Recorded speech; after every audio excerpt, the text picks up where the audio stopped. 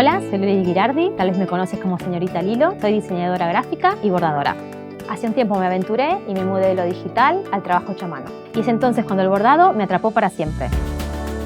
El bordado no es simplemente una pieza decorativa. Puedes encontrar mi trabajo en libros, en publicaciones, en escaparates, en exposiciones o en piezas audiovisuales.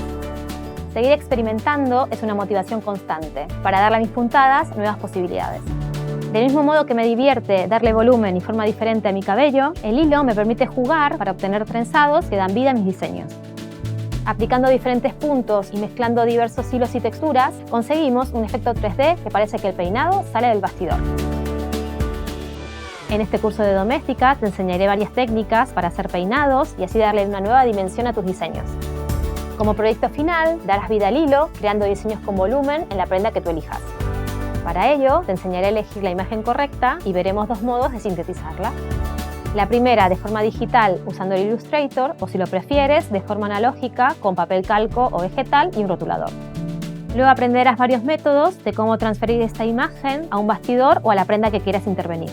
A continuación, y antes de bordar, te enseñaré a colocar el cabello. Te enseñaré varias formas de trabajarlo, de peinarlo y algunas variaciones. Te enseñaré a bordar complementos como un gorro o un sombrero, también a hacer algunos fondos como contornos. Posteriormente, te mostraré cómo aplicar este diagrama a una prenda de vestir.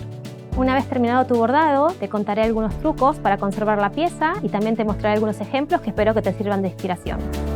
Si has hecho mis cursos anteriores, aprenderás cosas nuevas y repasarás algunas puntadas básicas. Para este curso necesitarás tela o una prenda que quieras intervenir, entretela adhesiva, hilos de diferentes grosores, agujas, alfileres, bastidor y tijeras, un ordenador con Illustrator si quieres hacer la síntesis digital y si eres más analógico, papel vegetal o calco, la foto impresa y un rotulador para transferir el diseño. Y no te olvides del peine para hacer los peinados. Dale personalidad a tus puntadas con trenzados increíbles.